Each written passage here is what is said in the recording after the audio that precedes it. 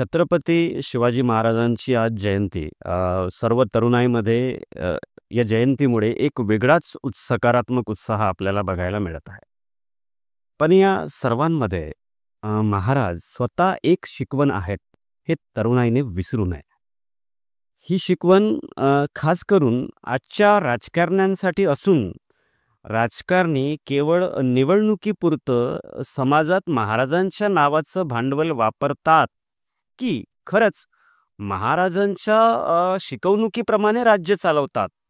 या सर्वांकडे आज तरुणाईचं लक्ष आहे का, असा प्रश्न तरुणाईने स्वतःला विचारावा. आणि हे आज अतिशय महत्त्वाचं झालेलं आहे, हे तरुणाईने लक्षात ठेवावं. महाराजांनी राज्य चालवताना प्रजेची पिळवणूक करून स्वतःचा खजिना कधीच भरला नाही. अन्यायकारक कुठलाही कर लादला नाही. मात्र आजचे राजकारणी 5 वर्षामध्येच करोडपती कसे? प्रत्येक वस्तूवर कर का, असा सवाल तरुणाईने विचारला आहे का? शेतकरी, कष्टकरी व स्त्रीरक्षक म्हणून महाराजांची प्रसिद्धी आजन्म राहिली. पण आजच्या राजकारण्यांच्या काळात दर तासाला शेतकरी किंवा शेतमजूर आत्महत्या करत आहेत. त्या आत्महत्या का? शाळेत शिकणाऱ्या इवल्यांच्या मुलींवर बलात्कार होतात. एवढंच नाही तर आजच्या राजकारण्यांच्या काळात महिलांचे बलात्कार करणाऱ्यांचा सत्कार देखील होत आहे. ही सर्व तरुणाईने बघितलाय, संबंध समाजाने बघितला आहे. पण असं का, असा प्रश्न तरुणाईने विचारला आहे का? महाराजांनी आपल्याला स्वराज्याचे महत्त्व सांगितले व ते मिळवल्यावर प्रत्येक जातीला व धर्माला समान न्याय देऊन राज्य चालविले. खरी धर्मनिरपेक्षता महाराजांनी आपल्याला शिकवली. पण आजच्या राजकारण्यांनी फक्त सत्ता मिळवण्यावर भर दिला, महत्त्व दिला आणि केवळ निवडणूक जिंकणे महत्त्वाचे आहे असे आपल्याला सांगितले.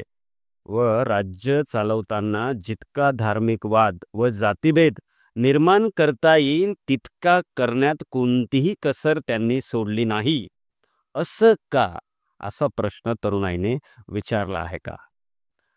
त्यानंतर बघा, महाराजांनी शोषित, पीडित व हालाकीचे जीवन जगणाऱ्यांच्या हातात शस्त्र दिली व त्यांना खऱ्या अर्थाने क्षत्रिय बनवून त्यांना समाजात मानाचे जीवन दिले. हे आपण वाचलं असेल. पण आजच्या राजकारण्यांनी आजच्या उच्च शिक्षित, कर्तबगार व सक्षम तरुणाईला बेरोजगार बनवून आज त्यांना हालाकीचे जीवन जगण्यास भाग पाडले आहे. आपण असं का केलं, असा प्रश्न तरुणाईने राजकारण्यांना विचारला आहे का? महाराजांनी बादशहाच्या काळातील स्त्री पुरुष खरेदी विक्रीवर बंदी आणली व गुलामगिरीची परंपरा नष्ट केली. आमचे लोक, आमची संपत्ती, असं बादशहाला व त्यावेळेसच्या वतनदारांना महाराजांनी ठासून सांगितलं.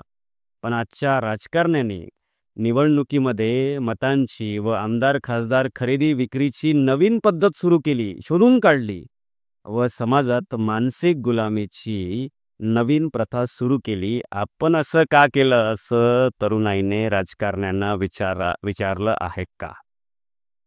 महाराजांनी आपण जर पुन्हा बघितलं, महाराजांनी त्यावेळी आपल्या आज्ञापत्रामध्ये म्हणजे आजच्या GR मध्ये असं लिहून ठेवलं की शेतकरी अतिरिक्त कर भरणार नाही. दुष्काळ असल्यावर त्यांच्यावर कर नाही. पीक पाहून किती पिकला आहे हे बघून कर लादावा. पीक जप्त करता येणार नाही. पण आता राजकारण्यांना विचारावं की आमचं पीक पिकल्यावर आमचा टमाटरचा ढीग रस्त्यावर का? EMI भरला नाही तर शेतकऱ्यांचा ट्रॅक्टर जप्त का? दुष्काळ पडल्यावरही शेती सामानावर कर का?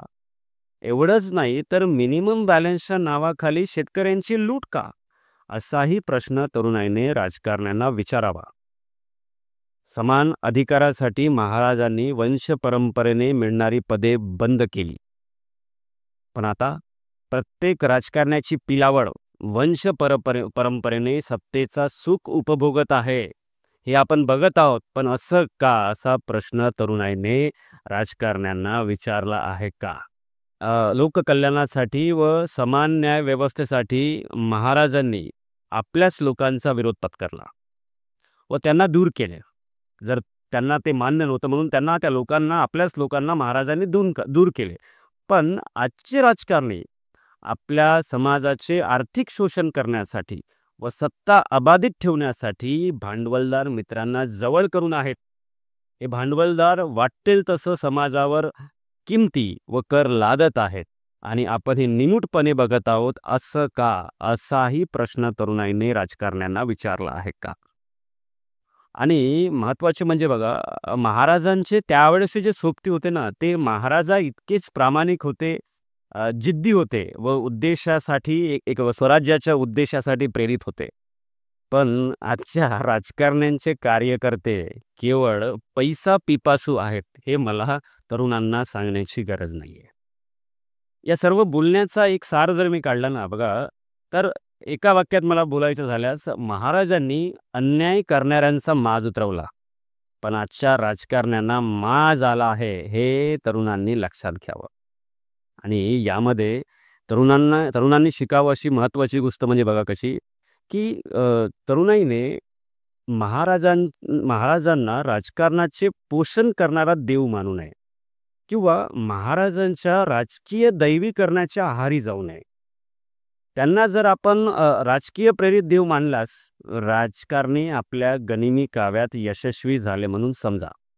याउलट तरुणांनी काय करायचं आहे, महाराजांचे संबंध जीवन ही जीवन जगण्याची एक आदर्श पद्धत आहे असं तरुणांनी मानावे, समजावे, त्याला अभ्यासावं व तिथून त्या आदर्श पद्धतीमधून जितकं जास्त घेता येईल तितकं अंगीकारल्यास आपल्या संविधानाला अभिप्रेरित असा स्वराज्य आपण निर्माण केल्याशिवाय राहणार नाही आणि तो निर्माण झाल्याशिवाय राहणार नाही.